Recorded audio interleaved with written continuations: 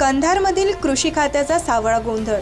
फळबागेची scheme मंजूर असूनही शेतकऱ्याला देण्यास टाळाटाळ आणि कृषी सहाय्यकचे उडवाउडवीचे उत्तर. एका वर्ष अगोदर फळबागा मंजूर असूनही शेतकऱ्यांसह देण्यास टाळाटाळ. शेतकऱ्यांना जाणून बुजून कोणतीही माहिती विचारली तर ती माहिती व्यवस्थित न देता तुमचे काम होणार नाही असे कृषी सहाय्यक सांगतात. काय झालं साहेब? सर एक मिनिट, कॉल सरांचा कॉल बिझी आहे. सरांचा कॉल आला की तुम्हाला घेतो. सर कोणत्या सरांचा? तालुका कृषी अधिकारी कासराळे साहेबांचा. त्यांना तुम्ही काय बोलणार आहात? त्यांना मी मार्गदर्शन मागितलंय सर. मग मार्गदर्शन जर तुम्ही मागितलं असेल सर तुम्ही त्यांना बोला. एकच मिनिट, तुम्ही मला 1 मिनिट बोलता का? तुम्ही त्यांना मार्गदर्शन मागितले, बरोबर आहे ना? मग तुम्ही परस्पर त्यांच्या बिना मार्गदर्शनचं तुम्ही कसं काय सांगू शकता की त्या जागेवर फळबाग लागवड करता येत नाही? कोणत्या आधारावर तुम्ही सांगितलं? मला तुम्ही मार्गदर्शन घ्या. तुम्ही डायरेक्ट म्हणला ना तिथं शाळा आहे, तिथं फळबाग लागवड करता येत नाही, बरोबर आहे?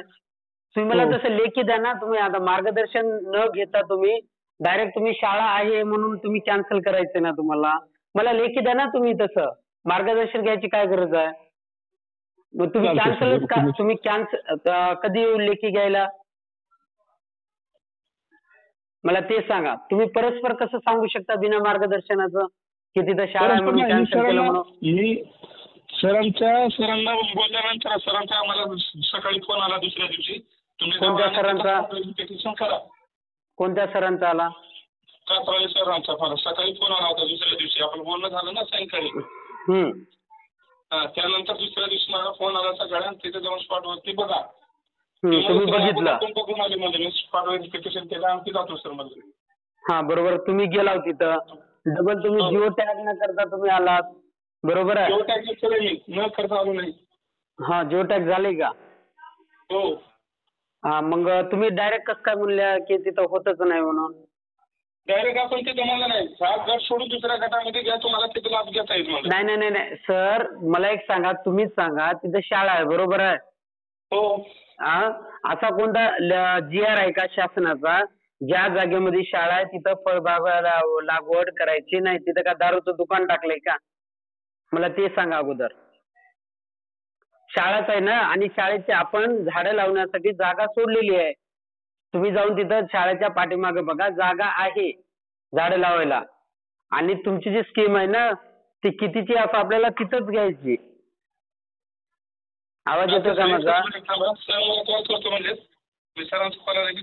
बरं तुम्ही सर ऐका ना, सर बोलतील तेव्हा बोलतील, मला आधी तुम्ही कन्फर्म करून घ्या. मला तुम्हालाच बोलायचंय.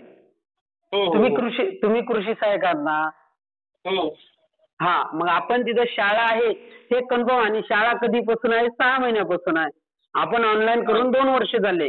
पण तुम्ही परस्पर कसं म्हणू शकता की तिथं शाळा असल्यामुळे मी कॅन्सल करत आहे म्हणून? तुम्हाला असं कोणता GR आहे? मग तुम्ही केले ना, मग तुम्ही तेवढं कशाला लोड घ्याला? तुम्ही मला लिहून द्या ना, त्या जागेवर शाळा आहे, शाळा असल्यामुळे मला तिथं हे लाभ देता येत नाही. मला लेखी द्या ना तुम्ही कागदावर. तुम्ही कृषी अधिकाऱ्याला तुम्हाला अधिकार आहेत का नाही कृषी सहाय्यक म्हणून?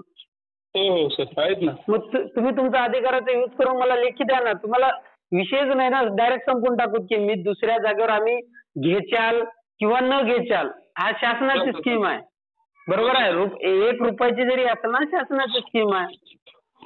आणि आपल्याला ही स्कीम त्याच जागेवर घ्यायची होती.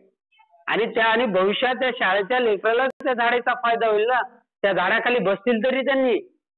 हो ना. जर तुम्ही डायरेक्टच म्हणत असाल की शाळा असल्यामुळे इथं घेता येत नाही, मला लेखी द्या ना मग तुम्ही. चालतंय सर. कधी येऊ लेखी घ्यायला? मी तुम्हाला कॉल करतो सरांशी बोलणं झाली की. सर किती दिवस झाले मी तुम्हाला फोन करत आहे?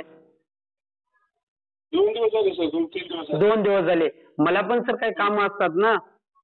तुम्ही मला साहेब फोन करणार होते, साहेबाचा तर फोन आलाच नाही, ते जाऊ द्या.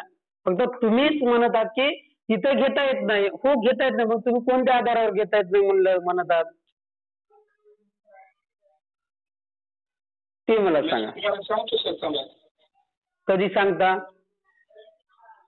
आजच सांगतो सर. आज आज सांगा मग लेखी द्या ना मग सांगा. अहो सर तुम्ही बी टेन्शन घेऊ नका आणि काही करू नका ना. आणि दबाव नाही किंवा काही नाही, हे क्लिअर आहे. जर तुमच्यानं होतच नसेल नियमानुसार, जर शासनाचं GR असेल अगोदर ऑनलाईन केलंय त्या जागेवर, नंतर जर तिथं भविष्यात शाळा आली तिथं तुम्हाला शासनाची स्कीम लागू करता येत नाही असं जर GR असेल तर मला तुम्ही लेखी द्या ना. मी तुम्हाला काय म्हणलं का? फक्त मला लेखी द्या की इथं शाळा असल्यामुळं याचा लाभ घेता येत नाही, मला हे लेखी द्या. ठीक आहे सर. कधी देता?